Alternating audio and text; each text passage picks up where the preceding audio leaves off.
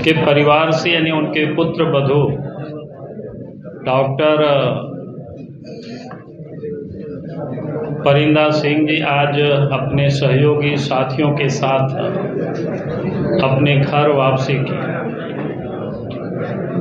और इसी कार्यक्रम में हम सब लोग यहाँ आज उपस्थित हैं। निश्चित रूप से क्योंकि इस परिवार का बोकारो जिला ही नहीं बल्कि पूरे झारखंड जानता है, और जानता ही नहीं बल्कि सम्मान के साथ लोग जानते हैं।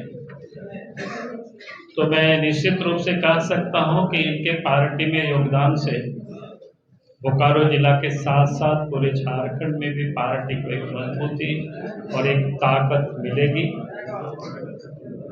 और इस अवसर पर परिंदा जी को और उनके सभी सहयोगी साथियों का मैं स्वागत भी करता हूं, अभिनंदन भी करता हूं, क्योंकि आज देश के प्रधानमंत्री नरेंद्र मोदी जी के नेतृत्व में जो काम चल रहा है, 2047 तक भारत को विकसित भारत बनाना, तो निश्चित रूप से उस काम को पूरा करने में प्रधानमंत्री जी नरेंद्र मोदी जी का जो संकल्प है, सबका साथ, सबका विकास, सबका विश्वास और सबका प्रयास, इस अभियान में सब लोग जुड़ रहे हैं। उसके लिए सबको हमारे ओर से बहुत बहुत अभिनंदन है, स्वागत है। सर, हम लोग किससे जोड़कर देखें, लोकसभा से, विधानसभा से, नगर निगम, अब सबसे जोड़ करके देखिए। 2024 हमारा मिशन है झारखंड की 14 लोकसभा सीट जीतना, और 2024 में झारखंड में भारतीय जनता पार्टी के नेतृत्व में सरकार बनी। सर, और मांझी प्रखंड के कुछ कार्यकर्ताओं के साथ यूपी में इसके बारे में कुछ जानकारी?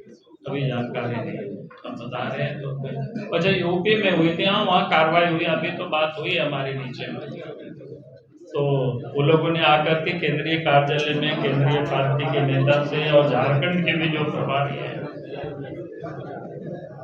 डॉक्टर लक्ष्मीकांत जी, उनसे भी लोग वहाँ मिले थे, और फिर तुरंत उस पर कार्रवाई के लिए संबंधित जिला को बताया गया, वहाँ के जिला प्रशासन को, पुलिस प्रशासन को, और कार्रवाई हो रही है। इससे जिन लोगों के साथ मारपीट हुआ था वही सारे लोगों ने हमें आकर के बताया। मुख्यमंत्री ने कहा है कि ईडी वगैरह से डरने के लिए नहीं और आगे बढ़ते रहने के लिए। अरे भाई, डरने की बात नहीं, भाग तो मुख्यमंत्री जी रहे हैं रोज रोज। 6 सम्मान दिया मुख्यमंत्री जी, भागे फिर रहे हैं, कभी हाई कोर्ट, कभी सुप्रीम कोर्ट। यहाँ उनको नोटिस दिया तो दुमका जामताड़ा भाग गए। अगर डर नहीं रहे तो फिर ईडी के दफ्तर में उनको जाना चाहिए और जाकर के बताना चाहिए मामला क्या है, गड़बड़ी क्या की है। तो इतना वो डर रहे हैं, बोले डरने की जरूरत नहीं। बाबूलाल जी, किसी भी उसमें झारखंड हाईकोर्ट का केस हुआ है। कांग्रेस सांसद धीरज साहू के यहाँ जो कैश बरामद हुआ है, झारखंड हाईकोर्ट में जनहित याचिका दायर की गई। अब जो हम नहीं जानते उसके बारे में मैंने तो बार बार कहा कि मैं जिसके घर से, धीरज साहू जी के घर से 350 करोड़ से अधिक नकदी केस मिला है। अब इनकम टैक्स तो उनके ऊपर एफआईआर करनी चाहिए और उनसे जांच होनी चाहिए, ताकि वो काला धन किसका है, कांग्रेस पार्टी का भी हो सकता है, या उनकी गठबंधन की सरकार है, उनका भी पैसा हो सकता है। क्योंकि यहाँ भी कुछ दिन पहले जब झारखंड में ईडी ने छापा मारा था, तो एक IAS अफसर के ठिकानों पर जब छापा मारा तो करोड़ों का नोट गड्डी यहाँ भी मिल चुका है।